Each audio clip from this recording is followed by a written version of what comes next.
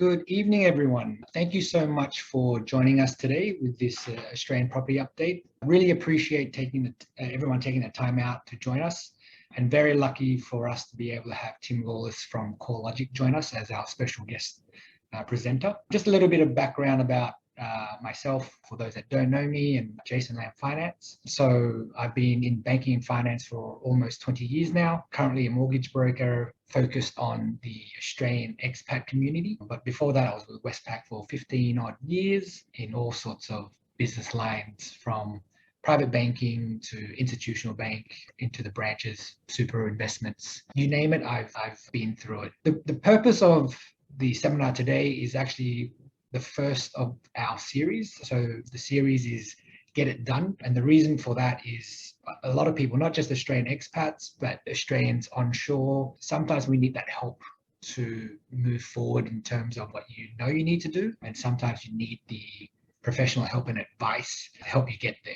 So this is the first topic. We've got a few other topics coming up, and so stay tuned for more information about that. So the next one is about taxation. Before I go on and to introduce Tim and CoreLogic, we did say that there was going to be a special prize for the attendees today, but what I'll do is I'll draw it tomorrow and give everyone a chance to enter the draw. So for those that like our Instagram page, I'm drawing two winners. Well, sorry, a winner and their partner to join us at the Peninsula in Hong Kong, TST, for a private event with Maserati and to test drive one of two Maseratis available on the day. And obviously this prize is for those that are in Hong Kong, and we can work something out for those that are around the world. Also, before we jump into things, if you have any questions, and I'm sure there will be a lot of questions, please put your questions in the Q&A section, and we'll do our best to get through it. I'm sure there's going to be a lot of questions but just to introduce Tim. Tim is the founder and research director of CoreLogic Asia Pacific Research Division, formerly RP Data. In this capacity, he manages a team of specialists across Australia and New Zealand, bringing more than 15 years experience across property markets to the role. Tim is recognized as a leading authority on residential property. He regularly provides expert commentary on real estate market conditions, demographic trends, and economic factors. Tim enjoys sharing his knowledge with diverse audiences, from first home buyers right up to Reserve Bank of Australia. He regularly appears on national television and lifestyle programs, including Channel 7 Sunrise, and is quoted in the country's top business publications, such as the Australian Review, and the Sunday Morning Herald, and the Australian. As one of Australia's most popular property market analysts and commentators, Tim's expertise is frequently sought by government bodies and regulators, as well as national and international corporate entities across property, banking, and financial sectors. So without further ado, I would like to hand things over to Tim, and really just to enjoy what he's got to say and share. Thank you, Tim. Jason, thank you very much, and good day to everybody that's joined the session today. My presentation will probably last about half the time we have allocated, so heaps of time for questions and discussion towards the end, and I'm certainly looking forward to that as well. Hopefully next time we can do this in person, Jason. I certainly miss my travel, especially getting over to Hong Kong. So now that we're finally starting to open our borders a little bit here in Australia, hopefully that's not too far away. Just bear with me and I'll share my screen, guys, and bring up the presentation. And I'm sure if anybody wants a copy of this deck, by the way, Jason has a copy. I'm sure he can share it with you if you want to go through it in more detail. The session I prepared is fairly broad ranging. Obviously, I want to talk about what's happening in Australia's housing market, but in line with that, and I think importantly, I'll also be touching on what's happening with the local economy, some of the demographic trends, what we're seeing in the credit space as well. There's been a few instances of credit tightening, or the potential for further credit tightening in the wings as well. I'll talk a little bit about that, as well as how we've navigated COVID over here in Australia. I'm guessing most of you are fairly familiar with the geography of Australia, but I'll go into a little bit more detail just in case there's some non-locals who've joined in as well. So maybe a good place to start is just refreshing on the overall asset class that is Australian housing. So we're currently estimating the overall value of Australian housing to be about $9.3 trillion.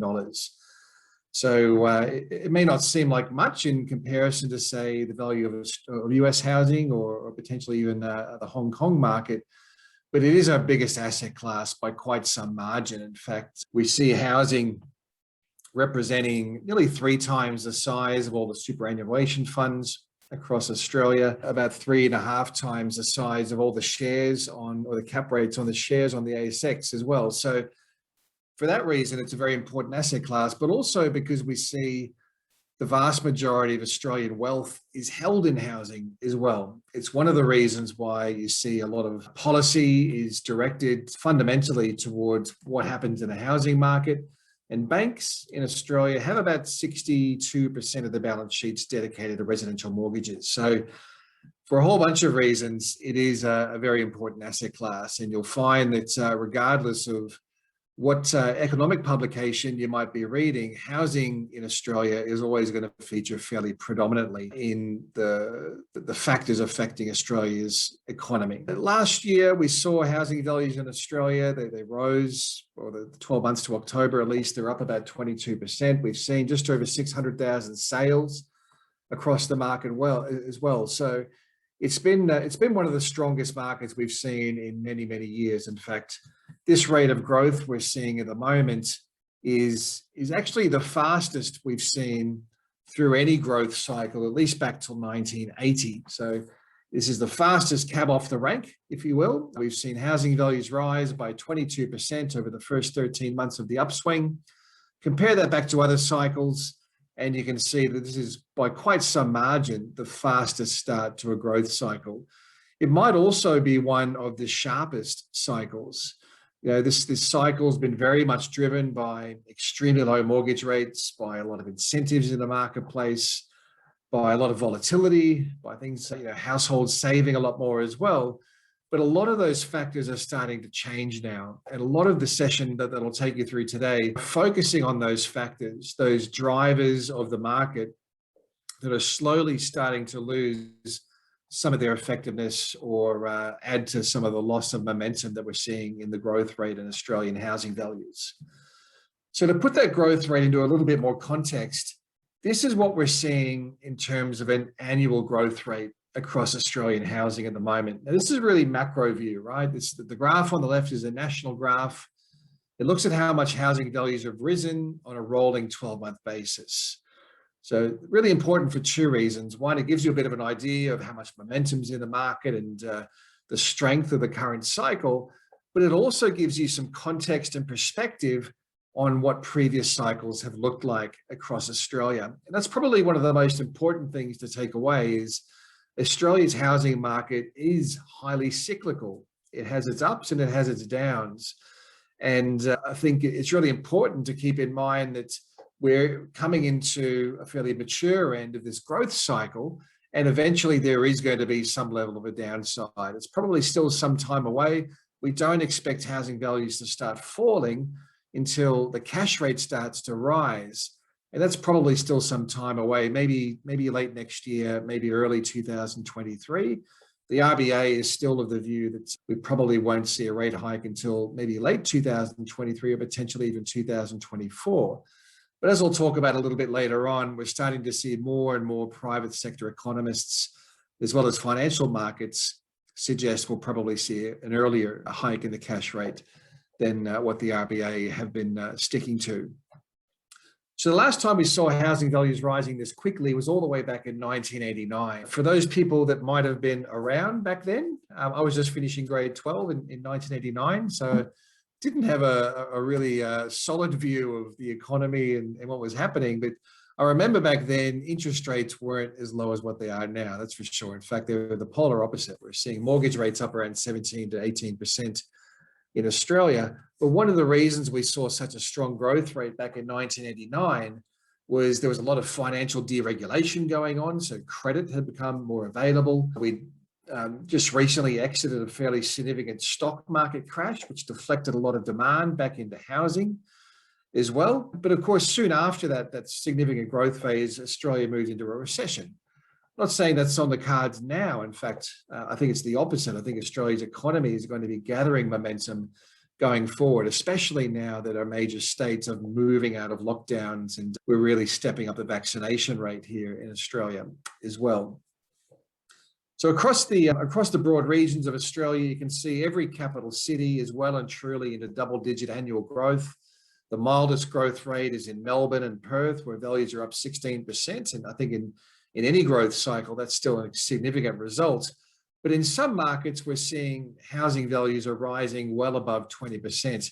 Even in a very expensive market like Sydney, we're seeing housing values up 25% over the past 12 months, with house values up around 30%, whereas unit values are up a much lower amount than that.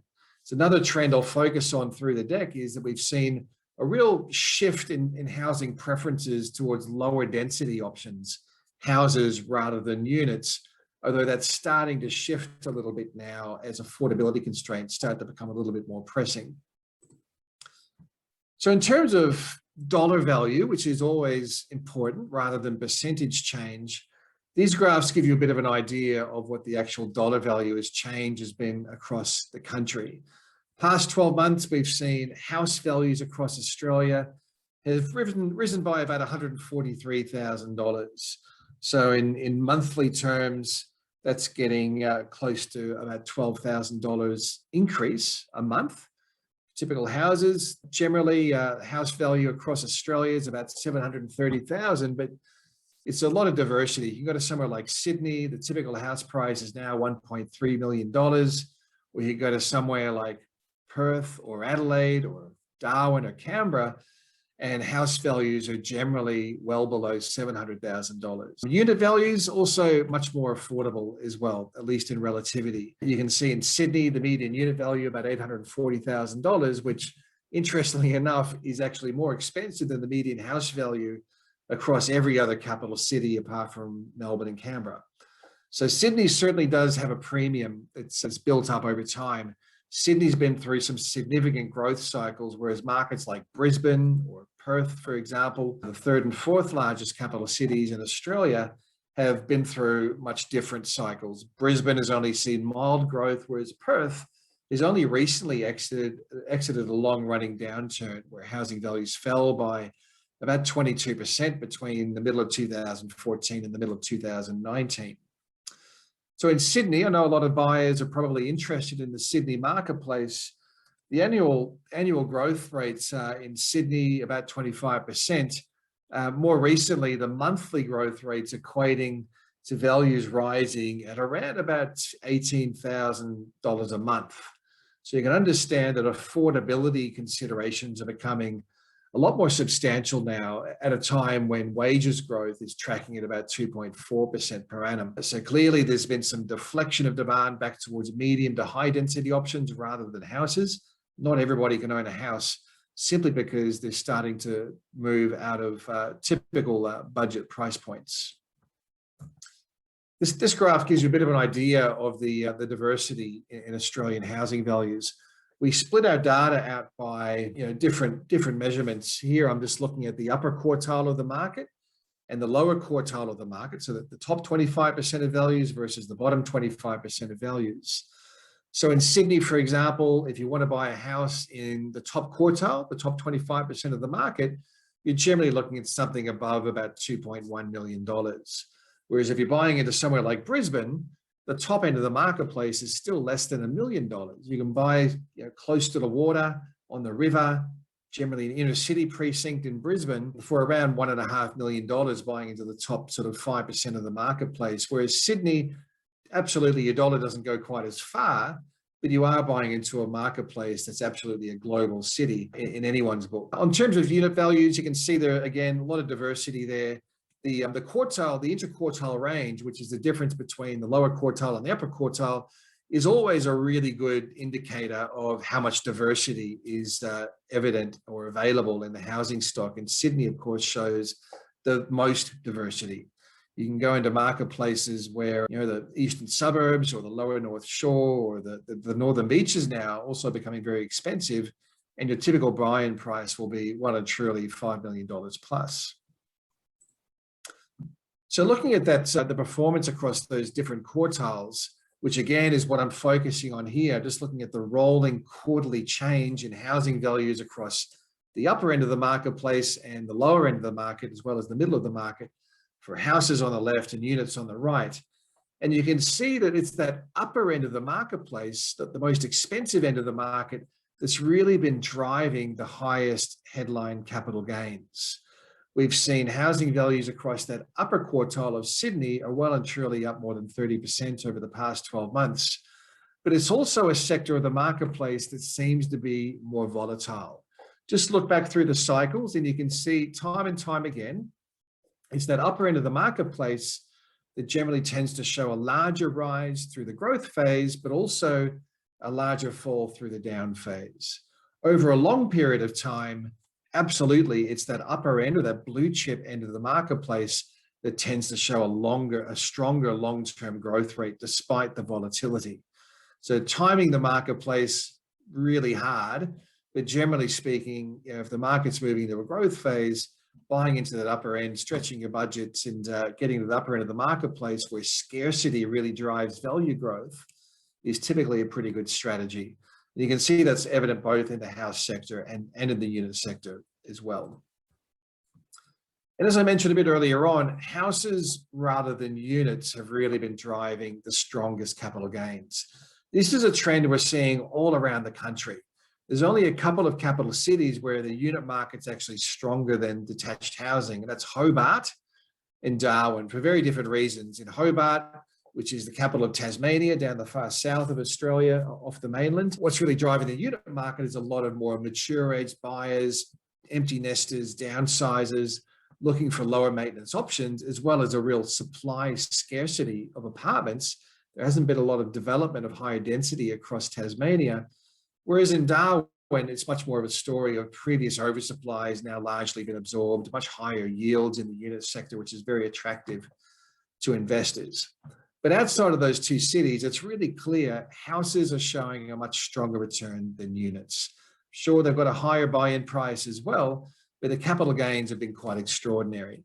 Part of this trend, this, I guess, preference shift away from anything density can be explained by the pandemic, of course. Fewer people wanting to live in a shared amenity environment where they might need to share an elevator or communal spaces.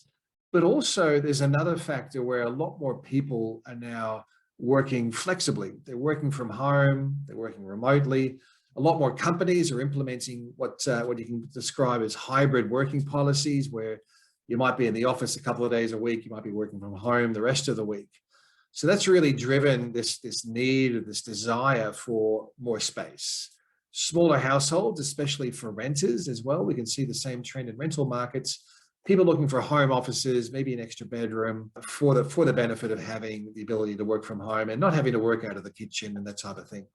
It's really also opened up a lot of the outer fringe and regional housing markets as well. I'll talk about regional housing a little bit later, but there's really been this internal migration shift away from the capital cities, particularly Melbourne and Sydney, where more people are leaving those big cities and moving into the regional areas. And there's fewer people leaving the regional areas, moving back to the capital cities, which means that trend of regional population growth has really been amplified. And a lot of those people are looking for space, they're looking for lifestyle. Think of markets like Byron Bay or Noosa or the Surf Coast outside of Melbourne, the Mornington Peninsula, that type of thing. So some of the strongest markets around the country are the coastal lifestyle markets. So on that point, this is what the top performing markets around the country look like.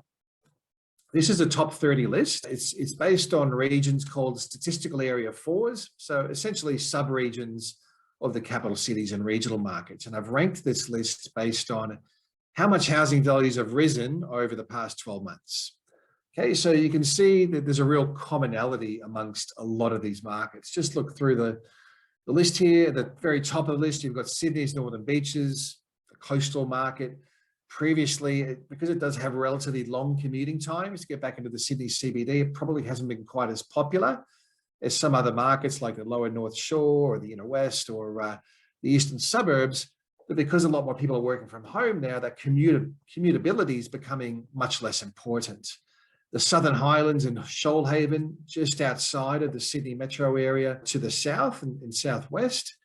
Extremely popular lifestyle market for wide open spaces in the Southern Highlands, a lot of agricultural land, but then around Shoalhaven, you have the coastal markets.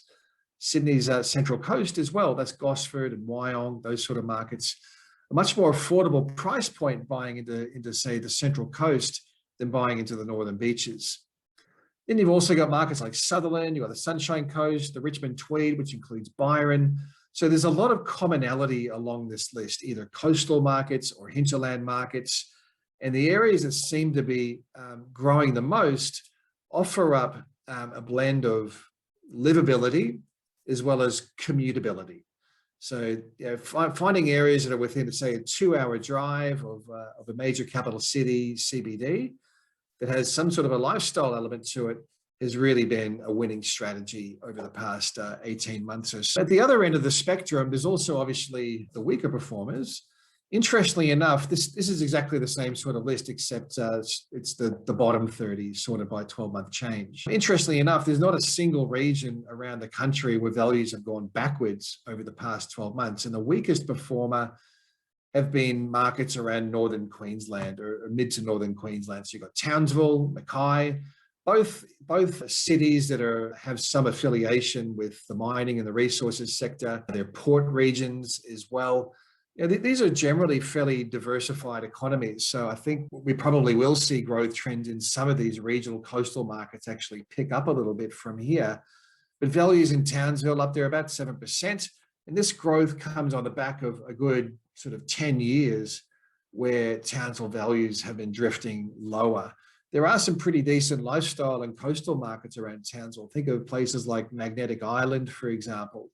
Or around Mackay, getting up to the Whitsundays, another marketplace that's probably set to be much stronger as we see this lifestyle trend probably ripple a bit further out into markets that aren't commutable, but offer up lifestyle advantages and are still relatively affordable. There's also some areas around some of the metro areas of the capital cities. They generally tend to be the outer fringe markets or the inner city apartment markets, which particularly around Melbourne, to a lesser extent Sydney, have been harder hit by closed borders and absence of foreign students, weakening rental markets as well in some of those inner city high-rise locations.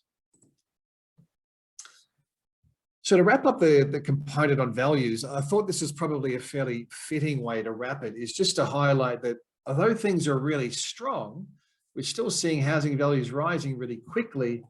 Clearly, a bit of steam is coming out of the marketplace.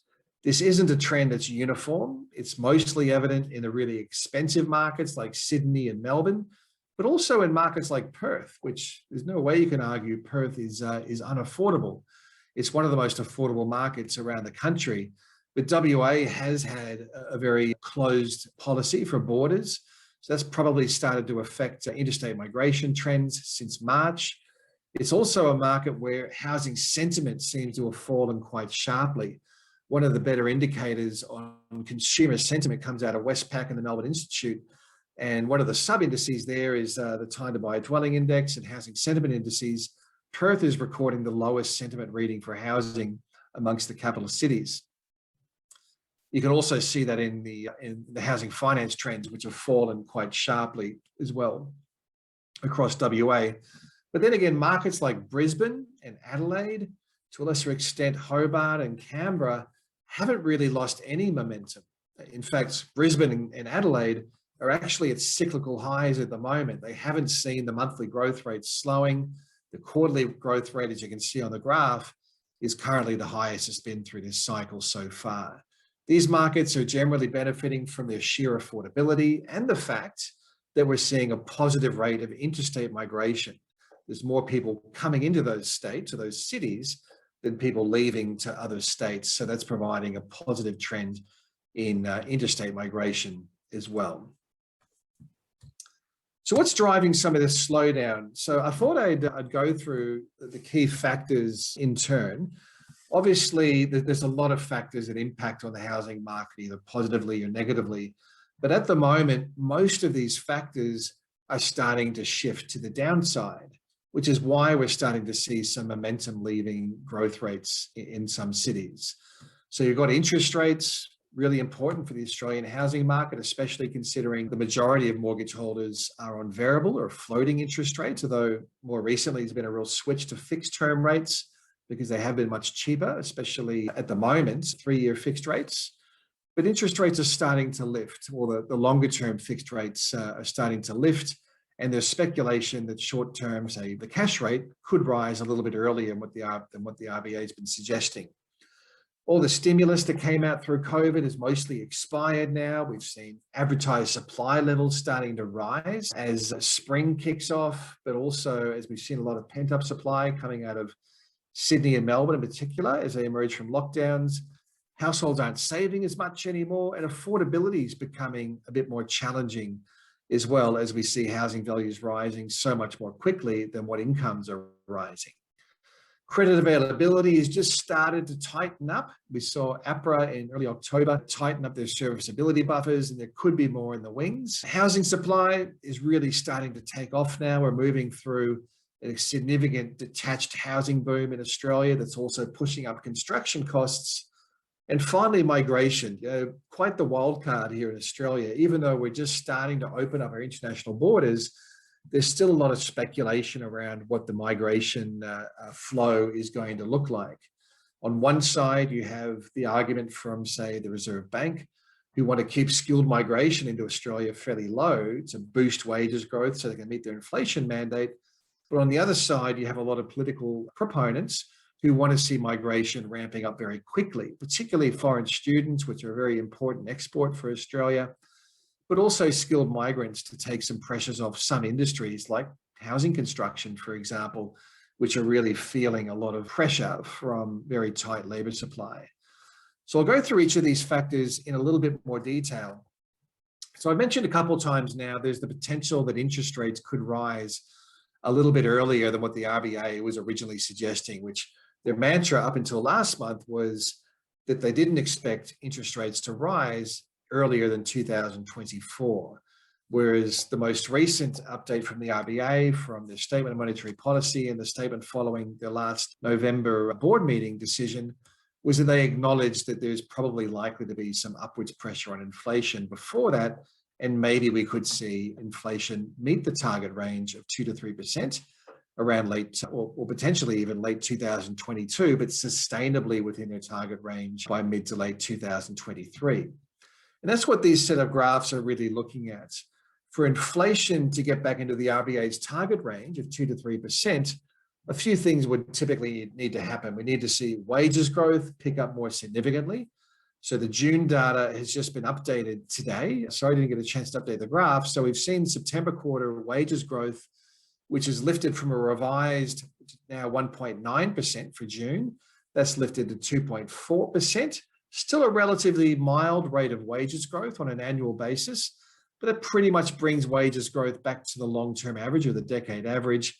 But the RBA thinks we need to see wages growth getting up sustainably above 3% in order for them to meet their inflation target. And for wages growth to pick up that much, we need to see a lot more tightening in labour markets, which is the graph on the left. There's been a bit of a bounce back in factors like underemployment and unemployment through the lockdowns in New South Wales and Victoria. Chances are, as we start to see the November data coming through, we'll start to see unemployment and underemployment coming back down again. But we probably need to see the unemployment rate getting down into the low 4s, potentially something with a 3 in front of it even, before we start to see enough wages pressure coming through. I think over at least probably to the rest of the year, the underemployment rate and the number of hours worked are probably going to be the key indicators to watch rather than the unemployment rates. As we start to see a lot of those casual workers going back to work, getting more hours, that should really start to improve the overall economic environment and wages environment in Australia. We're already seeing financial markets factoring in around 4 rate hikes for next year in 2022, which is looking pretty bullish to me, or bearish, whichever way you want to describe it, depending on what aspect you're looking at it from. This is the this is the cash rate futures market on the right-hand side. So if you want to monitor this, it's just on the ASX website. It's updated daily. It gives you a bit of a view for where financial markets are betting, where interest rates, the cash rates, likely to be heading. So you can see that their financial markets are suggesting we'll see a fairly significant set of rate hikes through next year. The RBA has been very clear to hose this down. They don't certainly subscribe to the view that interest rates, or the cash rate at least, are going to rise at all next year. But financial markets seem to have a different view. Most private sector economists are now factoring in the first rate hike around late 2022, maybe the first half of 2023. But it really depends on what happens with labour markets, what happens with wages growth, and does the inflation target actually get met a little bit earlier on. As I mentioned, we're already starting to see some upwards pressure on fixed mortgage rates, though, particularly longer-term fixed-rate mortgages. There's a whole bunch of reasons for this, but generally it comes back to bond rates moving higher, and the term funding facility, which the RBA had sponsored, also expired back in June as well. So chances are we'll start to see the 3-year fixed rates or 3-year less fixed rates starting to nudge a little bit higher as well. You can see they pretty much bottomed out at the moment, but variable rates are likely to hold around their current record lows as well, at least until the cash rate starts to push a little bit higher. If you are looking at mortgage rates, I'd certainly suggest having a chat to Jason. He's the master of where to get the best loans and the best interest rates for your circumstances. But this is what the averages look like. This is data from the Reserve Bank. It's only up to September, so it's a month in arrears, or nearly 2 months in arrears now, but it gives you a pretty good feel around the diversity of mortgage rates, depending on what sort of borrower you are, how much deposit you have, are you buying for investment purposes or owner occupation, are you refinancing, or are you an existing borrower or getting a new loan? At the moment, the lowest mortgage rates tend to be for owner occupiers taking out a new loan, getting a 3-year or less fixed rate. You can see that's where you still got a 1 in front of the mortgage rates, at least on average terms. But if you're a high quality borrower, and no doubt we all are, a high quality borrower in a bank's book, by the way, is somebody with a large deposit, 20% or more generally, and also somebody with a good credit history and relatively low debt levels relative to their incomes. So if they're a good quality borrower, you'll probably find that you'll be getting mortgage rates that are lower than the average rates.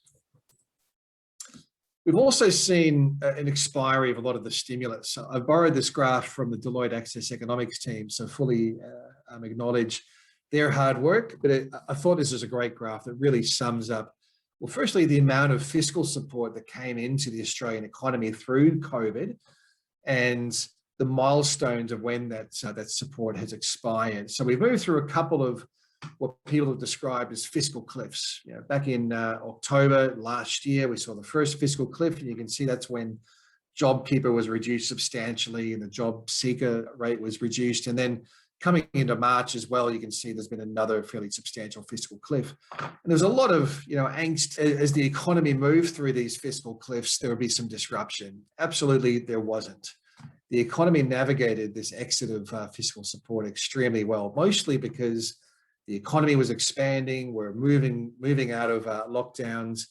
But then, of course, Delta happened, and we saw a lot more lockdowns happening, particularly extended lockdowns in New South Wales and Victoria, of course, which are now largely exited. But we haven't seen a new round of significant fiscal support coming through. The other one that's expired as well, as I mentioned before, has been the term funding facility. So the TFF from the RBA saw about nearly 190 billion worth of credit drawn down. Obviously, that'll need to be paid back over the coming, say, 2 to 3 years, mostly through wholesale debt markets. So lenders will be looking to refinance that debt, which of course implies there's probably going to be some uplift in those fixed rates due to the higher cost of funding. Another factor contributing to the slowdown is simply that there's more stock available for sale now. So there's a couple of different ways to measure listings in any country, I suppose, but particularly here in Australia. You've got the flow of new listings, okay, which is the graph on the left, how many fresh listings are being added to the market. These graphs on a rolling 4-week basis, okay, so a rolling 28-day basis.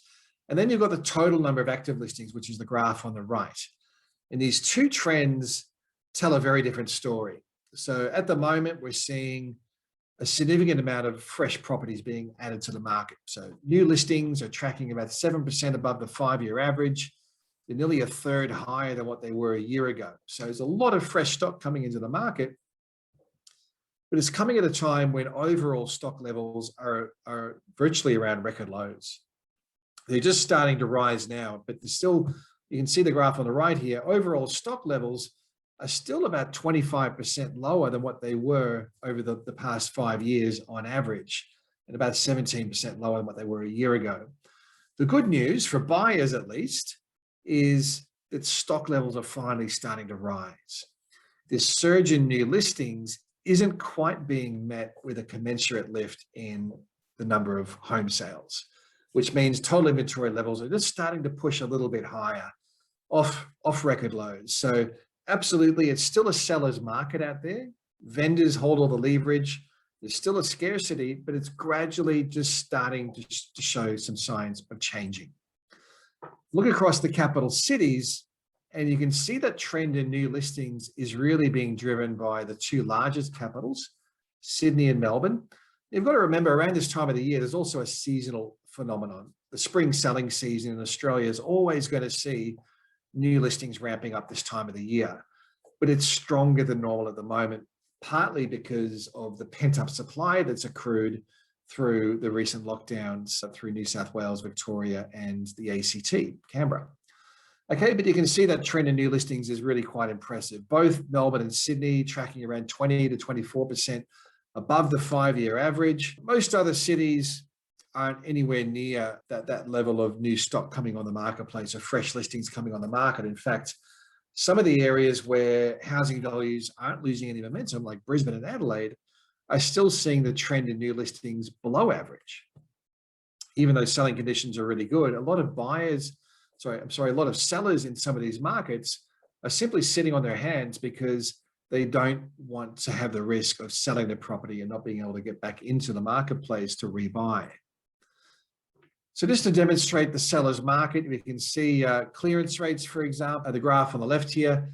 Clearance rates have been pretty volatile, but you can look through that volatility. That's a symptom of lockdowns and a lot of withdrawn auctions impacting on Melbourne's clearance rate. But at the moment, we're generally seeing auction clearance rates around the high 60 mark to the mid 70% mark on very large volumes. One of the reasons why we're seeing auction clearance rates fading a little bit now simply comes back to the fact that we're moving into nearly record levels of auctions being held. In fact, not this weekend, but next weekend coming, almost guaranteed it's going to be a record week for the number of auctions being held across Australia. It's a really good demonstration or a really good test of the depth of demand in the Australian housing market. And again, it probably means that as we see more supply coming into the marketplace, it's not quite being met with the same level of demand as what it was previously, which is putting a bit of downwards pressure on clearance rates. Homes are taking a little bit longer to sell. You can see that in the time of market graph here. Again, still well below average. You know, typically over the past 10 years, it would take around 30, 35 days to sell a property across the capital cities. It's currently 28 days, but it's up from around about 21 days back in May earlier this year. So again, there's going to be a little bit of impact from lockdowns affecting these numbers. So I think as we move through the lockdowns and see what happens through early summer and coming into the new year is going to be really important. Chances are, I think we'll probably see homes taking a bit longer to sell, and vendors will probably have to start offering up a better level of discounting if homes are taking a bit longer to sell. At the moment, discounting rates, which give you a bit of an idea of negotiation in the market, they're pretty much at record lows. Again, highlighting that vendors don't have to budge too much on their asking prices in order to make a sale. And buyers, generally, they feel like they can't negotiate because if they try to negotiate too hard, someone just simply comes in and buys the property out from under them. And then remember the figures I yelled at a bit earlier on. In Sydney, for example, you're seing housing values rising around $18,000 in a month. So nobody wants to go back to the drawing board and have to pay an extra $20,000 or so if the decision's delayed by a month. Another factor comes back to household behavior. Through the height of the pandemic, back in, say, June of last year, households were saving about 22% of their incomes. Not quite unprecedented, but definitely very high. You'd normally expect households to be saving around about 5 to 7% of their incomes year on year. So that additional savings, of course, helped households to accrue a deposit. It also helped them demonstrate their ability to service a loan as well. So savings is coming down. It'll probably bounce back when we see the September data, which is out tomorrow. And we'll probably see September data bounce back a little bit. But I think that the longer term trend will be one that's normalizing. Households reverting back to the mean, probably saving somewhere between 5 and 7% of their incomes, which of course probably has a bit of a downside impact on housing. Affordability is another factor. I've talked a little bit about housing prices, so I won't go too much into detail here. But if you start to look at, say, housing prices and blend it with household incomes, Sydney now, with a median house price of 1.3 million and a median unit price of nearly 840,000, you're looking at a dwelling value to income ratio that's now getting up around 10.5 times. It bottomed out through sort of early 2019. Sydney was sort of about 9 times, still very high, but it's now obviously bounced back quite significantly. Melbourne's sitting at around about 9.5 times. Most other cities generally around 7 times or lower. But what I mean by that ratio, say in Sydney, where you have about a 10.5 times ratio, it simply means the typical household will have to spend about 10.5 times their gross annual household income to buy the median price dwelling. Okay, so it's a fairly internationally recognized metric for housing affordability, particularly for those people that don't own a home, right? So raising a deposit and funding transactional costs is typically the hardest part of participating in the market at the moment. When you get your foot in the door, generally paying down the debt, servicing the mortgage is pretty straightforward considering where mortgage rates are. We've also seen APRA starting to tighten credit policies a little bit. And I use that technical phrase a little bit loosely, but what I mean by that is when APRA introduced this latest round of credit tightening in October, they tightened the serviceability buffer by 50 basis points. So what that means is lenders will be assessing a borrower at a mortgage rate that's 3 percentage points, minimum 3 percentage points above the going mortgage rate that they're applying for to make sure they can service it when interest rates eventually rise. It used to be a 2.5% buffer. Now it's 3% buffer. That's not going to have a big impact on the market. It may at the margins. APRA suggests it'll probably impact borrowing capacity by about 5% on average. But the only borrowers that's going to impact is those that are trying to borrow at the maximum capacity. Most Australian borrowers don't do that. So chances are it'll affect those who are really trying to stretch their budgets, or it could be more investors who already have a couple of properties on their books and existing debt levels that might be quite high relative to their incomes. So they're probably the two groups that will be most impacted by this recent round of credit tightening. But on top of that, last week, we saw APRA release this framework for macroprudential policy, which I've just taken a screenshot of one of the pages here to give it some context. If you want to find out more about it, just Google APRA, and they've got plenty of information on it in the website. The real essence of this letter that got sent out to ADIs and the outlining of this macroprudential policy framework was both to highlight the factors that APRA will be looking for that might influence their decisions around macroprudential policy. And interestingly enough, they did highlight that they'll be following or taking into consideration asset values like housing values. First time we've seen something like that from APRA.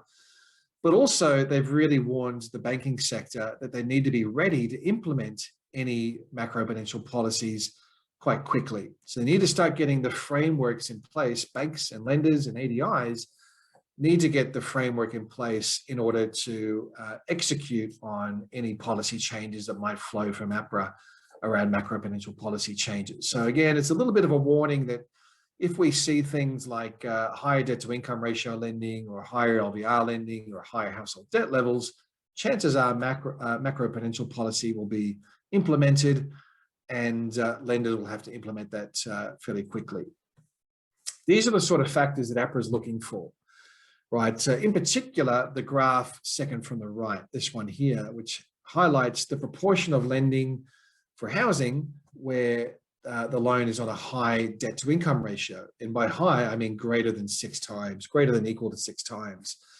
You can see that loans issued over the June quarter, about 22% of them had what was described as a high debt to income ratio or high DTI. A growing number of high loan to income ratios as well, although I don't think that's as concerning. But on the positive side, we're seeing much fewer number of loans being issued, or proportion of loans being issued on interest-only terms.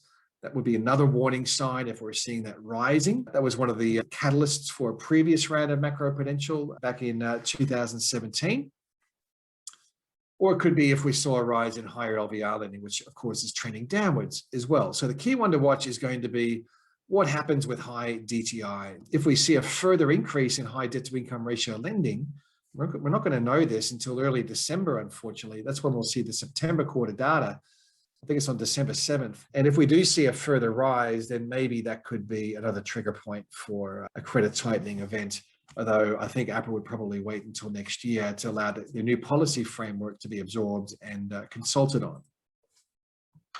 Another factor will be household debt levels. And we know that in Australia, household debt is extremely high. That's the ratio on the left-hand side here. We've got a household debt to income ratio in Australia about 183%, meaning that debt levels are about 183% higher than gross or household disposable incomes. Most of that debt is held in housing. About 75% of it, nearly 80%, is held in housing debt. And you can see that owner-occupier housing debt to income ratio is actually back at new record highs. So if we start to see household debt levels rising even further, then again, that's probably another warning sign that we could see APRA tightening. Not because they're concerned about people being able to repay their mortgages. As you can see, the graph on the right, which is a ratio of interest payments to income, is virtually around record lows. Paying down debt is pretty straightforward at the moment. The risk for the RBA and APRA sees is in the future, if you have a really heavily indebted household sector, when rates eventually rise, they'll need to be dedicating more of their incomes towards servicing their debt, but less on spending. And of course, spending or consumption is a very significant component of economic growth and activity in Australia. So they see that as a financial stability risk that will try to keep a bit of a lid on household debt levels. We're also seeing credit growth is already slowing down, not necessarily because of the tighter credit conditions. This data is only up to September, so it predates the latest APRA announcement on the higher serviceability buffer. The reason that we're seeing credit growth slowing down probably comes back to the factors I outlined a bit earlier on. So worsening affordability, lenders becoming a little bit more cautious as well, and borrowers struggling to raise their deposits, which goes into that affordability argument. So most of this downturn in the value of lending for housing comes from first home buyers. Over the September quarter, the value of loans to first home buyers was down about 15%, whereas previously it was growing by about 30% quarter on quarter through late last year.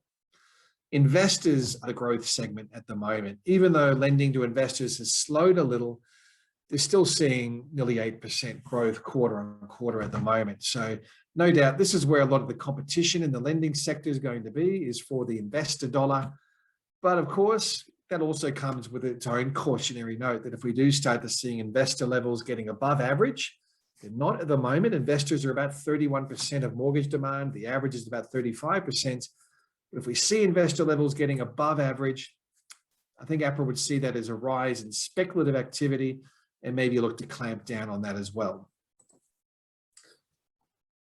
More housing supply is another factor. We're moving through a very strong phase of detached housing construction here in Australia. You can see that in the graph on the left here, which measures the number of houses that are currently being built at the end of the June quarter, at least. So you can see quite a spectacular rise. You might recall this thing called Home Builder in Australia. It was one of the stimulus or one of the incentives as part of the fiscal support that was rolled out during the worst of COVID. It expired in March, but it was massively oversubscribed. And it was very much leaning towards detached housing rather than apartments in its eligibility criteria. So the result now is we're moving through this really rapid surge in detached housing construction, which is putting a lot of upwards pressure on construction costs. You can see that here. This is our measure of construction costs. It comes out of Cordell, which is a CoreLogic business. They track construction projects around the country. We've seen this huge 3.8% surge in construction costs through the September quarter. The only thing that's comparable to that is the introduction of the GST back in 1999. And chances are this massive growth trend in construction costs will continue, maybe for another 12 months, even 18 months, simply because it's going to take a lot of time to get through this bulge in approvals. Around 180,000 properties need to be built that have been approved. So it's going to take some time, especially amongst supply chain constraints for both labor and materials. By the way, most of this increase, or the biggest part of this increase, is coming from things like structural timber and metal goods. Metal goods being things like plumbing, fixtures and fittings, taps, doorknobs, that sort of stuff, as well as labor costs for particular trades becoming quite expensive. And then you've got the migration wildcard. Nobody really knows what migration is going to look like coming into next year. The migration quota is exactly the same as it was last year, 160,000. But where a lot of the vagary or the grayness comes from, I guess, is what the skilled migration intake is going to look like. Do we see a bounce back in foreign students as well, which is a big component of the temporary migrants into Australia? So yeah, a lot of wildcards here, but at the moment, we're still seeing virtually nil in terms of overseas migration. So all this housing demand we're seeing in Australia is very much domestic. Foreign buying activity, on probably the best measure of foreign buying activity is the NAB survey that comes out every quarter. They're suggesting around about 2.5% of property is being purchased by foreigners. So remarkably low compared to where it was in, say, 2015. So what's becoming much more important than overseas migration is going to be the internal and the interstate migration trends, which you can see the interstate trends, the set of graphs, one up from the bottom. I know there's a lot of graphs on this page. I apologize. They're actually pretty easy to read once you understand what you're looking at, right? So that set of graphs, one up from the bottom, tracks the quarterly trend in interstate migration across each of the states and territories around Australia. So look at markets like Queensland, for example, absolutely booming in its interstate migration trend. The strongest has been since 2005. South Australia rocketing back into positive interstate migration. So is Western Australia, but I've got a sneaking suspicion that that's probably become interrupted now due to closed borders. But on the other hand, look at somewhere like Victoria, one in from the left here. Victoria is seeing an absolute exodus of people leaving the state, mostly going to Queensland, some going to New South Wales or WA, or South Australia. Hopefully that term turns around as we see lockdowns becoming a thing of the past. New South Wales also is always in negative interstate migration. So the real beneficiary of these trends is pretty much Southeast Queensland that's now really benefiting, at least from a housing demand perspective, from a real surge in the number of people coming across the border, mostly targeting properties around the southeast corner of the state. So that's Brisbane, the Gold Coast, the Sunshine Coast, and to a lesser extent, Toowoomba. If you're looking at rental markets, they've been very strong, although there's a lot of diversity in these trends. Kind of like housing values, we're seeing stronger rental conditions in houses rather than units, but units are starting to catch up pretty quickly now as houses become very unaffordable. If you start to look at the trends across the capital cities, and you can see like Sydney and Melbourne unit markets, this graph on the right here, have been really weak, mostly being dampened or skewed lower by the inner city high-rise precincts. Think about Melbourne CBD or Docklands or South Bank, really popular high-rise rental markets. A big part of those tenancies have been overseas students historically, and they simply haven't been there this year. So we've seen rents in like Melbourne's CBD have fallen by about 20-25%. They've become much more affordable. And because of that, we're now starting to see more rental demand coming in, taking advantage of the really affordable rental options around inner city apartment markets. No doubt when international borders open and we start to see students coming back to whatever extent that is, the most immediate impact is going to be on rental markets. Generally, about 60% of migration to Australia is temporary migrants, about 40% are permanent, but both groups tend to rent first. Permanent migrants will gradually buy, some will just keep on renting, but absolutely the biggest impact from migration from international is going to be on rental markets in a positive sense, putting upwards pressure on rents. But remember my original graph on housing values, where they're rising at about 22% per annum. nationally, and rents are now rising at about 10% per annum, a little bit less than that for dwellings, combined dwellings, it means that yields are being squashed. So for investors who might be more yield focused, the yield environment, particularly in Sydney and Melbourne, where the gross yield is well below 3% now, is looking pretty unhealthy, right? Probably not that big a deal because mortgage rates are as low as what they are, and most investors target a capital growth strategy anyway. But chances are when interest rates start to rise, more and more investors in Sydney and Melbourne in particular will be having to rely on a negative gearing strategy, which is where you can offset your taxable income against any losses incurred against your investments. So to wrap it up, I know I've been talking for about an hour now. It feels like about 5 minutes to me, but hopefully everyone's stayed in tune. This is where I think the market's going. Obviously, there's going to be a mixture of tailwinds and headwinds, or headwinds and tailwinds. I think the tailwinds are well and truly still outweighing the headwinds, which means values will continue to rise into next year, but don't expect anywhere near the same level of capital gains as what we saw through 2021 to appear in 2022. And I'll talk about some of the forecasts in a moment. So what are some of the headwinds? What are some of the challenges going to be? Well, I've talked about most of them through the body of this session. You've got affordability is already playing through in this marketplace. When you have dwelling value to income ratios above 10 times in some markets, clearly fewer and fewer people can participate in the market. That's going to affect demand. It's probably going to deflect more demand back into the medium to high density sector as well. For those people that really want to buy, they'll probably only be able to afford to buy. I think it's just the reality of some budgets. You've also got the potential for further credit tightening. I've outlined APRA's first move, which is more of a shot across the bow, but they've also outlined what future macroprudential could look like and the expectation that lenders will have to implement their policies much more rapidly than what they have done in the past and provide reporting and monitoring back on it as to ensure that they're effective. You've also got the fact that interest rates are starting to rise a little bit now for longer term fixed rates. Variable rates aren't likely to rise until the cash rate rises, but there's still a lot of uncertainty around when that might be. Financial markets are suggesting a few rises, 4 in fact, through 2022, whereas most economists are suggesting late 22, maybe the first half of 23. The RBA is still leaning towards the end of 2023, prefer 2024. Time will tell, but watch inflation, watch wages growth, watch labor markets. They'll be the real, I guess, indicators on give us a hint on when we might actually start to see the inflation target being met sustainably, which will be the trigger for pushing rates higher. We're moving through a supply boom at the moment as well, at a time when population growth from overseas is pretty much turned off.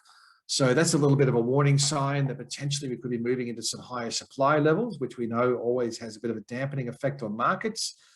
But it's almost all in detached housing. The unit sector isn't seeing anywhere near as much new supply coming online. Chances are, with investors rising, foreign borders opening up, rental markets likely to push back higher, and those inner city rental precincts, we could even see some of those inner city apartment precincts starting to show some better conditions. And then you've got COVID. We've got migration, clearly a wild card. COVID, what if there's another, variant that comes through that sends us back into lockdown? Hopefully that isn't the case, but clearly it's something that needs to be mentioned. On the tailwinds, well, even though I've talked a lot about interest rates going up, they're not going to go up very quickly at all. In fact, variable rates will take some time to go up, and it'll be a very gradual normalizing cycle. The RBA is going to be extremely careful about how they position their monetary policy. They don't want to undo all their hard work by tightening monetary policy too quickly. Bond markets a little bit harder to control, especially now that the RBA has exited their yield control strategy, but chances are fixed term rates will continue to rise, but probably quite gradually, remaining below average. You've got tighter labor markets, stronger economy as we exit lockdowns. The vaccine rollout finally is going quite well now after a pretty shaky start here in Australia due to mostly insufficient stocks of vaccines. And of course, open borders should help to reinvigorate some markets as well, particularly areas like WA, although their border strategy is looking quite cautious compared to other markets like Queensland at the moment as well. But more open borders means more people can inspect properties. Potentially, we could even see markets like Southeast Queensland picking up even further as we see that interstate migration trend gathering a bit of momentum. So overall, next year, I think at a macro level, we should expect that housing values will be up by less than 10%. This year, they'll finish the year probably around about 22, 23% higher. We've only got the November and December data to go. They'll probably rise by maybe 1.5 to 2% over those 2 months. So yeah, probably looking at about a 23 to 24% growth rate over the full calendar year. Next year, much more likely, it's going to be somewhere between maybe 5 to 7%, even less than that if we see credit tightening or interest rate rises become a little bit more certain. Time will tell, but as always, there's going to be a lot of diversity. There's going to be some surprises that come out of the woodwork and stuff we need to just deal with as it comes up. But chances are, I think the housing market is going to remain in a positive state for at least the next year before it starts to move into a downturn. That's probably the parting advice I'll give, is that every growth phase in Australia eventually is followed by some level of a down phase. The down phase is very much influenced by what the economy and what policy is doing at the time, which of course is completely unknown. So it'll be interesting to see how this one pans out, especially considering this has been a very significant and strong growth phase, which may imply the down phase could even be a little bit more substantial. So Jason, I might hand it back to you, and hopefully we're starting to see a few questions coming through. Yes, thank you so much, Tim. I think on behalf of everybody, thank you so much for your in-depth analysis. Lots to take away, lots to sort of process. So many things that I think speaks to a lot of the concerns that people have, especially expats being away from the market for so long. So I really thank you for spending the time with the community here. Just before allowing you to sort of refresh and ready for some of the questions, just a few sort of housekeeping things. So for those that joined late, feel free to put your questions in the Q&A. We've got a little bit of time to go through, so we'll do our best to get through it. As I mentioned before, we've got a exclusive joint event with Maserati Hong Kong at the Peninsula as a prize. So for those that are interested that are in Hong Kong, do go to our Instagram page, give us a follow, and then we'll draw a winner and their guest to come and test drive a Maserati. The slides and the video will be made available. So for those that are interested, I believe everyone's got my email address, but feel free to drop a note in the chat for me to send that through. As mentioned, this is one of the first several events that I'll be holding as part of the Get It Done series. And, I think this is a great session to sort of kick that off. A lot of expats, a lot of Australians, we tend to wait and look for some guidance in terms of what to do and how to do things. So Tim has given us a lot of information about things to consider. But the next few events, we're going to have one every month. So the next one will be in December for taxation, Australian tax. Then in January we'll have an economics update as well as investments. But just from today, lots of things to go through. Some key takeaways for me. The housing performance versus unit performance. The thing that surprised me most was New South Wales net state migration. I didn't realize there's always negative numbers. You wouldn't tell by the demand in the Sydney prices. And talking about Sydney prices, I think although everyone's on mute, I felt a wave of a sigh or a nod, a shake of house prices going up. So lots to go through. I'll fire the first question away for Tim. Something that my clients and just the general community, and what stops them is that everyone's waiting for a crash. Everyone's waiting for a crash. The Sydney prices comes dropping back to affordable prices. Do you see, we're expecting obviously downturns, but are you expecting, or do you see any scenario where there's a crash for house prices in general? Yeah, it's a question that's an obvious one, I think. So let's try to define a crash first. So generally, when we talk about a crash, we're talking about housing values falling in excess of, say, 25, 30%, or maybe even 20%. There's no real firm definition of what a crash is. So I don't think there will be a crash. We haven't seen that historically across Australia. Even after the last time we saw housing values rising more than 30% per annum nationally, we only saw a fairly mild dip. But of course, household debt levels were nowhere near as high back in the late 80s as what they are now. So chances are we'll probably see Sydney housing values fall somewhere between 10 to 15%, I would presume. If you recall, the last down phase that Sydney went through ran between the middle of 2017 and the middle of 2019. Mostly that was brought about by tighter credit flowing through from macroprudential, and then the Royal Commission saw everything tighten up even further than that, which saw Sydney housing values fall by about 15% from peak to trough. So clearly something like a 15% drop, unprecedented, and that came on the back of a growth phase that wasn't as strong as what it is now.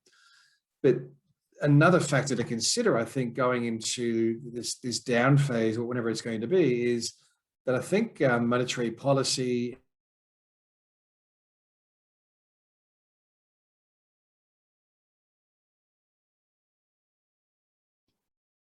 seem to have temporarily lost Tim. So sorry about that. What I'll do is I'll see if there's any questions specific for me to allow Tim to get back in. Oh. Sure, the RBA doesn't control every aspect of interest rates, but the cash rate's a fairly important component of it. So yeah, I don't think there's going to be a crash, but if there were to be a larger correction, then generally that would be brought about by something other than just organic factors. There would be maybe much higher unemployment, or there'd be some sort of a finance shock like what we saw during the GFC. Any of those things are just impossible to predict. So if we did see a black swan event or something like that, then all cards off the table type thing. But I think realistically, all things considered, you could probably expect values down somewhere 10 to 15% through the next downturn in Sydney. Yeah, thank you, Tim. Yeah, I mean, right now, I think being in this business, you're in the property analytics business and me being in the mortgage business, I think the last couple of years has given us a lot of variables that we haven't seen in the past, and these questions are pretty hard to sort of nut down. But in terms of, like, I completely agree with you. I haven't really seen a crash, which is what everyone's waiting, like the stock market, where the prices come shooting down to get in. We've got another question here. So how much of this growth do you attribute to inflation of the AUD through quantitative easing, COVID stimulus, and other grants throughout 2021? How much of this growth is real, and is it sustainable? Yeah, good question. I don't think a lot of the growth would be due to the Aussie dollar or the level of quantitative easing we saw. I mean, the Aussie dollar is still around 74 US from memory, depreciated a little bit, that it's bounced back. So it hasn't been a great deal of movement there. I think part of the RBA dropping rates quite quickly was probably an effort to keep the dollar as low as possible and protect our exports. I think much more of the growth can be attributed to extremely low mortgage rates. We know that Australian borrowers and households are very sensitive to the cost of debt, partly because we tend to have variable mortgage rates mostly, although there's been a bit of a shift towards fixed more recently. But yeah, I think record low mortgage rates are probably the biggest factor. And then you've had a lot of those other incentives haven't really been aimed at housing. They've generally been aimed at shoring up labour markets. So JobKeeper and JobSeeker very much firmly aimed at trying to keep people with an income that have lost their jobs, have been stood down. The only real housing specific policy has been home builder, which arguably would have gone the other way for housing. It's injecting more supply into the marketplace. Sure, we did see, say, first home buyers using home builder in aggregate with a whole bunch of other incentives like the first home buyers grant, stamp duty concessions from some states, an additional builders grant in WA was another one. But overall, I think this is more about very low interest rates, and then explaining how much domestic demand has really come out of the woodwork. You can explain that by the fact there's been a lot of pent-up demand that's built up over the last decade or so. If you look back through, well, up until the middle of 2019, turnover in Australian housing bottomed out at about 3.5%. There wasn't very much activity in the Australian housing market. Now we're seeing turnover getting up to around about 5.5%, 5.6%, still generally pretty low, but much higher than it used to be. So I think a big part of the demand that's come out of domestically Australia has simply been unlocked because of a lot of pent-up demand that's been built up over the years, and it's been unlocked through low interest rates. Yeah, I mean, from the just to add to that, I think from a mortgage broker side, it didn't surprise me that we started to hear about the growth in the property market as the banks were loosening their credit policies, and we're sort of, again, not a surprise that we're seeing a slowdown in growth as the policies are getting tightened again. So that's a massive sort of view from our side. Let's see, there's quite a few questions. So this is for Tim. So you spoke about the demand for lower density housing rising. Is the absence of overseas students not massively contributing to this and skewing the data? No, I don't think so. The absence of overseas students is much more impactful on inner city rental markets. Absolutely. So I mentioned some of the suburbs around inner Melbourne, so the Melbourne CBD, South Bank Docklands, the Port, Carlton are all really good examples where rents fell generally around 20%. Melbourne CBD was down the most, down about 25%. Each of these precincts is actually starting to bounce back in rents now, despite the fact that foreign students haven't come back. And I think this is really a symptom of, well, firstly, the inner city area is once again becoming a bit more vibrant as we move out of lockdowns, but also we've seen the rents rising pretty swiftly everywhere else. And I think tenants are probably just trying to find the most affordable rental options. And it's suddenly become really affordable to rent an inner city high-rise apartment in Melbourne or some areas of Sydney. So yeah, I think the absence of foreign students has really impacted those inner city rental markets the most. When they return, or if they return in the same numbers, you'd have to expect that tenancy demand is going to increase substantially, and it'll be competing with domestic demand as well, with all these, more recent tenancies taking advantage of affordability. So chances are those inner city precincts are, for at least for investors and landlords, are about to see much better conditions going forward. Thank you, Tim. So the next one we've got is what impact do you see next year's election having on the housing market, if any? Yeah, federal elections generally don't tend to have a significant impact on housing markets. The previous one was the exception. And of course, the previous election was back in May 2019, and there was a significant platform for the Labor Party around property tax reform. So they really campaigned hard on removing property taxes or property tax exceptions like negative gearing and the capital gains tax exemption. And arguably that was probably one of the sore points that lost them the election. A lot of Australians invest in property and they didn't want to see those incentives or those benefits taken away. So this time around, I think it probably is going to be another important election for housing. So it may have an impact. And the reason I say that is because I think there's going to be a lot more discussion and debate around home ownership. How do we improve housing affordability in Australia? We're already in, a couple of months into another housing affordability inquiry, a Royal Commission, not a Royal Commission, but a House of Representatives Standing Economics Committee in housing affordability, mostly focused on the supply component of affordability. So I think both parties are going to have, well, both major parties will have a platform on how they improve affordability. My guess is they'll both probably opt for stimulating first home buyer demand, as they always do, bringing more first home buyers into the marketplace through grants or incentives, maybe trying to help out with stamp duty exemptions, that type of thing. Whereas the real fix to housing affordability probably isn't on the demand side. It's a combination of demand side as well as supply side factors, and not just introduce or building more homes. It's also around a major infrastructure spend. Good news is that the federal budget does include a pretty decent step up in infrastructure spending, particularly transport infrastructure, to unlock a lot of the affordable housing areas around Australia. We need to make them more desirable. They need to be more commutable. They need to have more services and amenities. And until we start spending more on healthcare and schools and roads, that's not going to happen. So I think that's probably where either of the federal government parties could do a lot more around housing affordability. But overall, yeah, I wouldn't expect the federal election to impact on housing too much unless there's any sort of major changes in say, housing taxation policy or migration.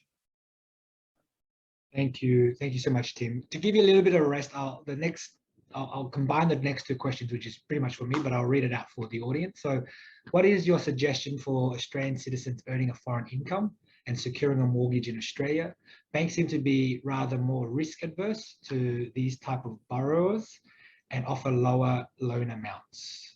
And then the second question for the mortgage broker being me, is it better to get a loan using Hong Kong income or better to wait till moving to Oz?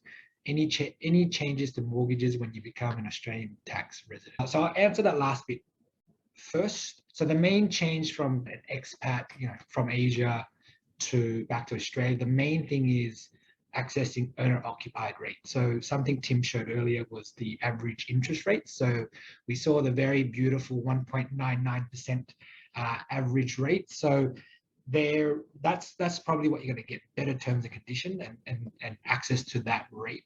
The reason why we don't get that rate is because the banks, knowing we live over here, we're not living in that property. So that's why we get investor rates. Now, there are certain occasions where, especially with COVID in the last 2 years, we've seen, one spouse stay here in Hong Kong or Singapore and the other spouse and children go home for school. So in that case, yeah, the family being in Australia, we can access those rates and those type of terms and conditions. In terms of mortgages for expats, we are still seeing not a lot, but a few banks lending, and it's picked up a lot. So I've been doing mortgage broking for expats for 3.5 years. At the very beginning, I had 2 lenders that would lend to expats. Right now, I've got about at least 15 lenders. Now, the terms and conditions are all different. So when you're looking to do anything, whether it's buying property, investing in shares, anything at all, it's really down to your situation, your personal circumstance.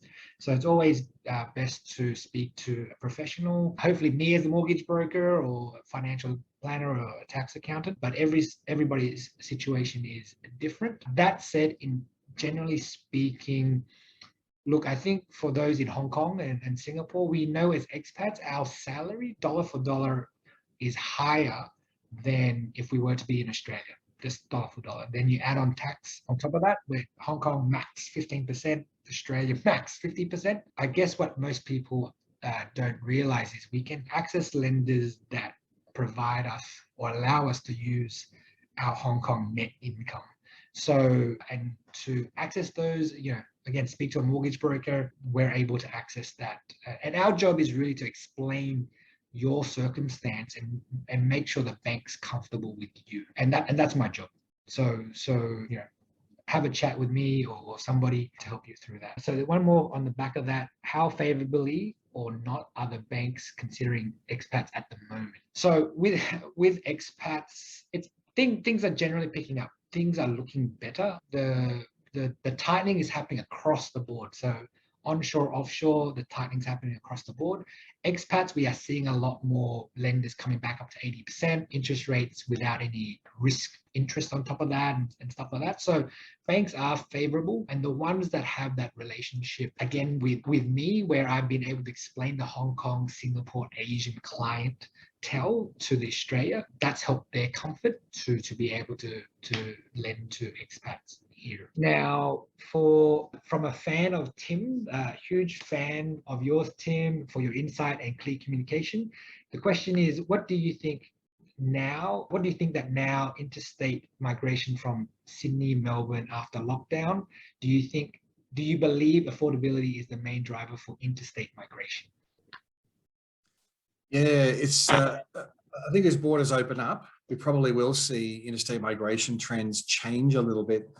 So think about Queensland, where a lot of this interstate migration is going towards. Generally, the state border has been closed. It's become semi-permeable. This might be a good way to describe it now. You still have to go into self-isolation for 5 days. If you fly in, you can't drive into the state. But on December 17th, Queensland opens fully. So I think from there, you'll probably start to see migration into Queensland or Southeast Queensland in particular is going to pick up. It's not just driven by affordability, but I think affordability is probably one of the key elements attracting people into Southeast Queensland. The pricing difference between Southeast Queensland and Sydney, I have that data in front of me. So your typical house price in Sydney is $1.3 million. Your typical house price in Brisbane is $731,000. So you're looking at many hundreds of thousands of dollars incentive to move across the border.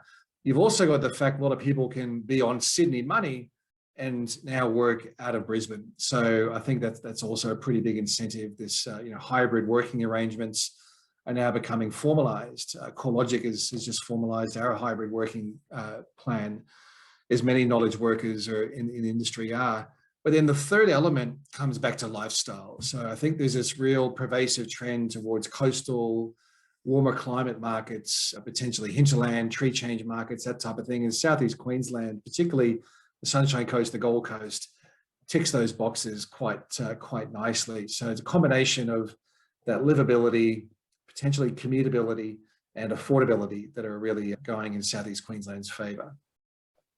Thank you, Tim. I'm mindful of the time. Do you have another 5-10 minutes, Tim? There's a lot of questions. Yeah, I'm good, mate. My family's all over bed. And everyone seems to still have stayed on for the Q&A, so that's great. Just for everybody else, there's a lot of questions about mortgages as well, and we want to take up and pick Tim's brain. So for those with mortgage questions, you've got my contact. Please get in contact with me. So from one of the audience members, saw an opinion piece recently discussing that immigrants to Australia typically purchase their first house after 2-3 years of living in Australia. Does this seem like a reasonable assumption? And if so, with the current restrictions on immigration due to COVID, and therefore with this portion of demand going missing, is this likely to impact prices over the coming years?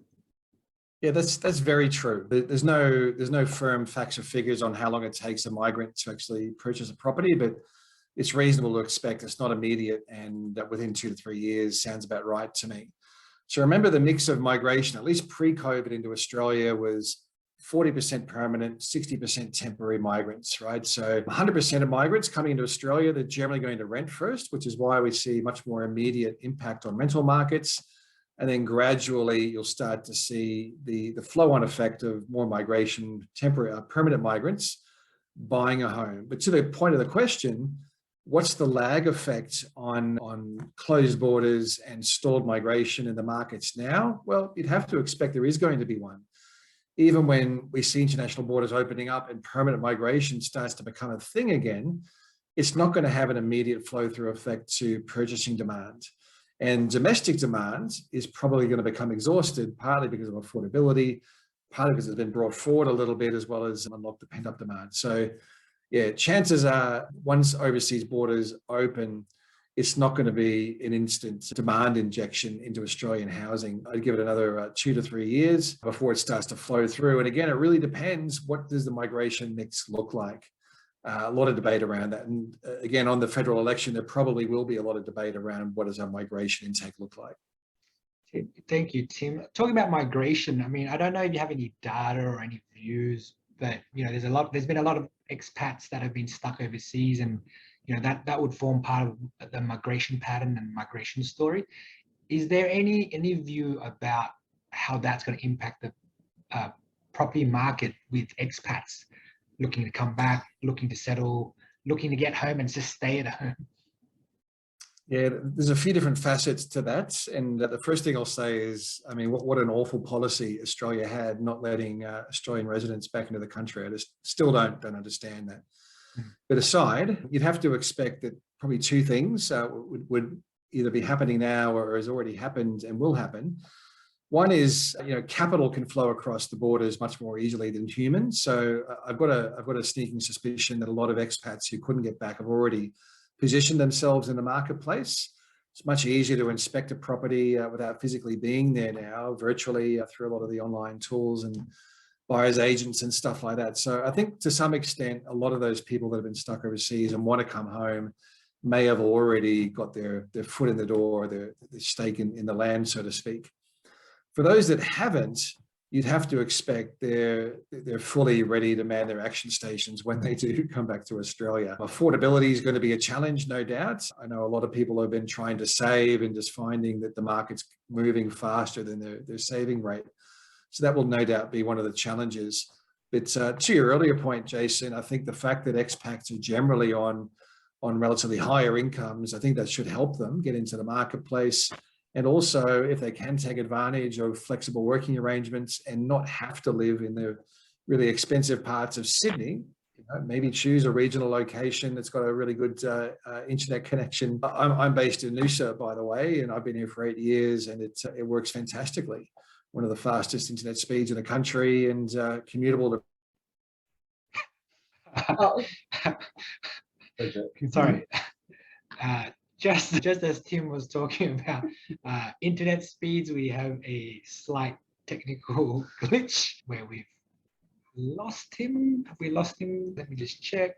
I think we've we've lost him on that note. So apologies for that. So conscious of time and mindful of everyone's time with their families. I'd like to thank everyone. I'd like to thank Tim for his time sharing with us. Again, for those that interested in talking about your property strategy, feel free to contact me. Remember, that is the Maserati. Tim.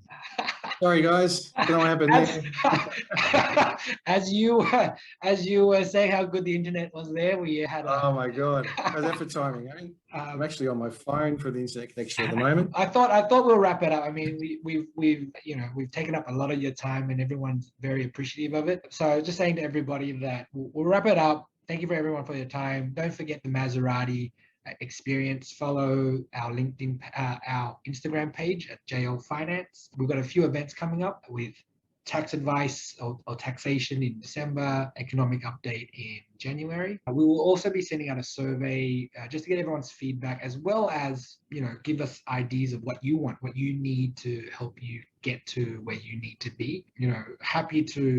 Happy to filter any questions about Australian finance across the board. I've been in this business long enough, and all my contacts, all my relationships are there for my clients. So definitely do reach out if you need anything. But again, would love to thank Tim. Everyone's pouring in their praise. So thank you so much for your time, Tim. And hopefully we do see you in Hong Kong. It'll be amazing when that time comes. Or we see you in Noosa. Right?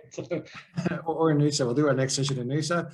But yeah, thanks very much, Jason. I really appreciated the invitation. And these sort of sessions are extremely rare from a mortgage broker. So I think for all your clients, they're very lucky to have someone who's so keen to educate and to share their insights in the market. So yeah, well done on that. Thank you, Tim. Thank you. So thank you, everyone. Good night. We'll speak soon. Thanks, Tim.